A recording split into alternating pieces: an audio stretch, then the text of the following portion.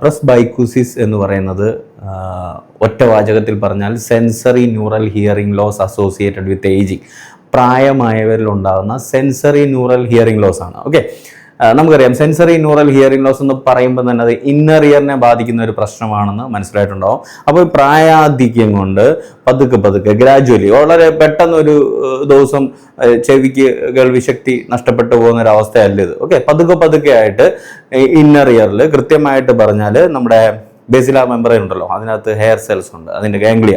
Okay, ആ hair സെൽസിന് ഉണ്ടാകുന്ന damage ആണ്, ഡീജനറേഷൻ ആണ്, അട്രോഫിയാണ്, അങ്ങനെയൊക്കെ പറയാൻ പറ്റും. ഓക്കെ, അപ്പോൾ ഇങ്ങനെ പതുക്കെ പ്രായം കൊണ്ട് ആ ഡീജനറേഷൻ കൊണ്ടുണ്ടാകുന്ന ഡാമേജ് കാരണം നമുക്കറിയാം ഉള്ളിൽ ഈ ബേസിലാർ മെമ്പറൈൻ അല്ലെങ്കിൽ കൃത്യമായിട്ട് പറഞ്ഞാൽ കോക്ലിയയിലുള്ള ബേസിലാർ മെമ്പറൈനുള്ള ഹെയർ സെൽസ് ആണ് അകത്തോട്ടെത്തുന്ന സൗണ്ട് വേവ്സിനെ ഇലക്ട്രിക്കൽ ഇമ്പൾസുകളായിട്ട് കൺവേർട്ട് ചെയ്തിട്ട് കോക്ലിയർ നെർവ് വഴി നമ്മുടെ ടെമ്പറൽ ലോബിലോട്ട് എത്തി നമ്മൾ കേൾക്കാൻ പറ്റുന്നത്. അപ്പോൾ ഈ ഹെയർ സെൽസിന് ഡാമേജ് ഉണ്ടാകുമ്പോഴത്തേക്ക് അല്ലെങ്കിൽ അവിടെ ഡീജനറേഷൻ ഉണ്ടാകുമ്പോഴത്തേക്ക് അത് കേൾവി ശക്തിയെ ബാധിക്കും. ഓക്കെ, ഞാൻ പറഞ്ഞ പോലെ പതുക്കെ ഉണ്ടാകുന്ന പ്രശ്നമായിട്ട് ഗ്രാജുവൽ ആയിട്ടുള്ള ഹിയറിംഗ് ലോസ് ആണ് ഉണ്ടാകുന്നത്. ബയലാറ്ററൽ ആയിരിക്കും, രണ്ട് ചെവിയെയും ബാധിക്കാനുള്ള സാധ്യത ഉണ്ടാകും ഇവർക്ക്. ഓക്കെ, പിന്നെ ഇത് പെർമനൻ്റ് ആയിരിക്കും, കാരണം ഇന്നർ ഇയറിനുണ്ടാകുന്ന പ്രശ്നങ്ങൾ പെർമനൻ്റ് ആയിരിക്കും മിക്കപ്പോഴും. അതുപോലെ തന്നെ പ്രായം കൊണ്ടുണ്ടാകുന്ന പെർമനൻ്റ് പ്രോബ്ലം ആണ്. അതുകൊണ്ട് തന്നെ ഇവിടെ പെർമനൻ്റ് ഹിയറിംഗ് ലോസ് ആണ് ഉണ്ടാകുന്നത്.